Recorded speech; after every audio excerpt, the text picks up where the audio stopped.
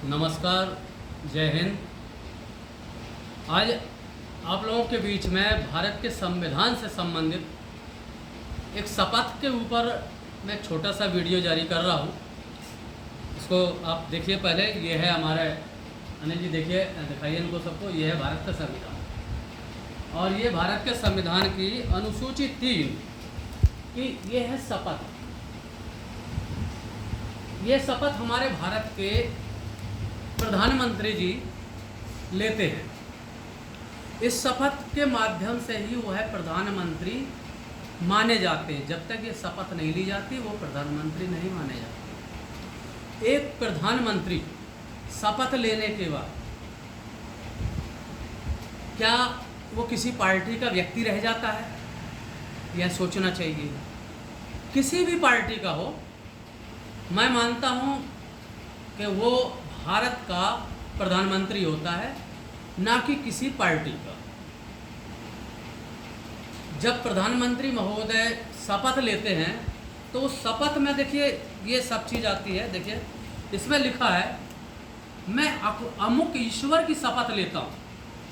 ईश्वर की शपथ का मतलब हो गया भगवान की शपथ लेता हूँ। सत्यनिष्ठा और प्रज्ञान करता हूँ। देखिए सत्यनिष्ठा मतलब सत्यतापूर्वक, प्रज्ञान करता हूँ मतलब प्रतिज्ञा करता हूँ। ये इसके अर्थ है, मैंने अर्थ भी निकाल के रखे हैं। मैं विधि द्वारा भारत की संविधान के प्रति सच्ची श्रद्धा और निष्ठा रखूँगा। सच्ची श्रद्धा मतलब सच के साथ, निष्ठा मतलब विश्वास के साथ मैं भारत की प्रभुता और अखंडता अक्षुण्ण रखूँगा।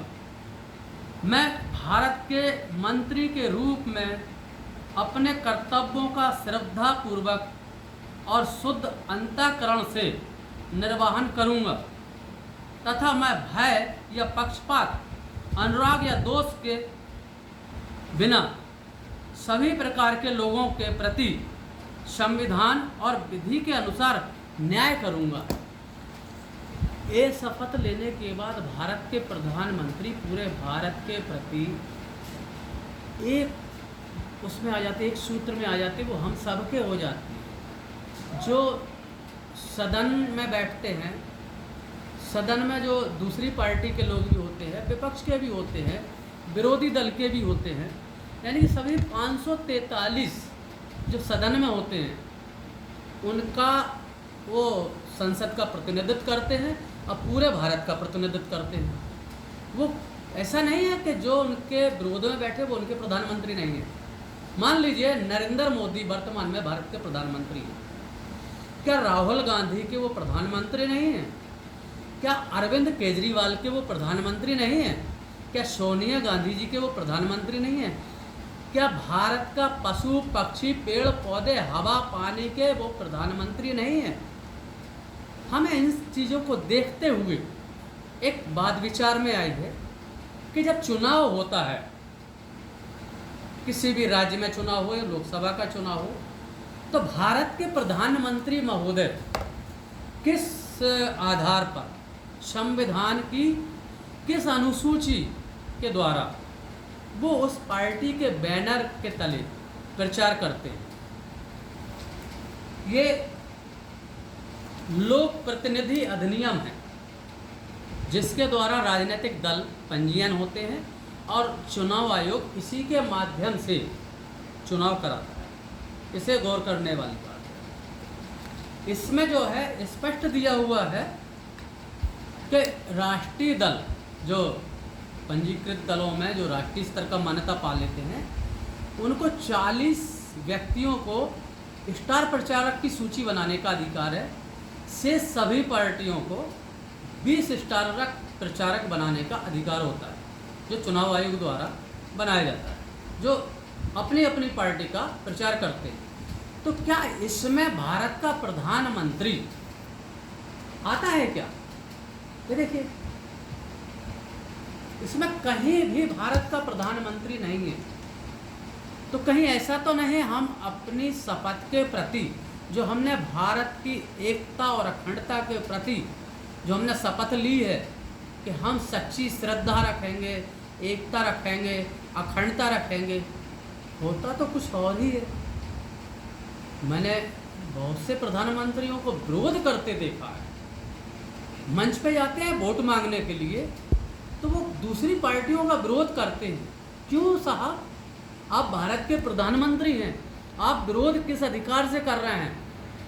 एक छोटा सा वीडियो आपके सामने ये मैं लाया हूँ इस आशय के साथ कि बुद्धिमानी, विधिवेत्ता और राजनीतिक जागरूक लोग इस पर चर्चा करें और भारत के प्रधानमंत्री प्रदेशों के मुख्यमंत्रियों को स्टार प्रचार सूची से बाहर करें। नहीं तो होता यह है कि प्रधानमंत्री सरकार का धन का इस्तेमाल करते हैं और चुनाव पूरी तरह से गलत दिशा में चला जाता है। मुख्यमंत्री का भी चुनाव प्रचार ऐसे ही हुआ, पार्टी खर्च करती है लेकिन पूरा अमला उनकी सुरक्षा में शासकीय होता है। कहीं हद तक ये गलत है, इसमें सुधार होना चाहिए।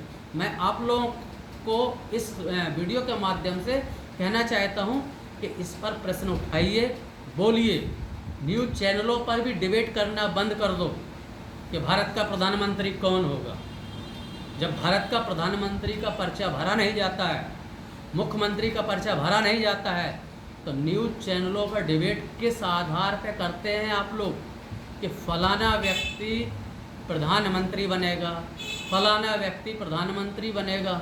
अनुमान तो अलग चीज़ हो गई, लेकिन डिबेट करते हैं। भारत में 543 लोकसभा के प्रतिनिधि चुन के जाते हैं और चुनने के लिए आते हैं। उनमें से कोई भी बन सकता है ना, वही बनेंगे, बाहर का व्यक्ति तो नहीं बनेगा। जब वही बनेंगे तो इसके पहले आपको किसने अधिकार दिया कि भारत का प्रधानमंत्री राहुल गांधी ही होगा, भारत का प्रधानमंत्री अरविंद केजरीवाल ही होगा, भारत का प्रधानमंत्री नरेंद्र मोदी होंगे या कोई और भी होंगे? ये आपको अधिकार नहीं है। सबसे पहले वो भारत का प्रधानमंत्री नहीं, कॉन्स्टिट्यूंसी में अपने लोकसभा क्षेत्र का सदस्य बनता है और सभी सदस्य जाते बहुमत दल का नेता बनाते हैं। जो बहुमत दल का नेता बन जाता है वह राष्ट्रपति के पास अपना प्रज्ञान भेजता है, शपथ के लिए भेजता है कि हम सरकार बनाने के लिए तैयार हैं। तब राष्ट्रपति उनको बुलाता है, भारत का प्रधानमंत्री तब बनता है। तो मेरा निवेदन है, कृपया करके भारत का प्रधानमंत्री कौन होगा, मुख्यमंत्री कौन होगा, इस पर डिबेट करना बंद कर दो, नहीं तो आप भारत को गलत दिशा में ले जा रहे हैं। जय हिंद, जय भारत।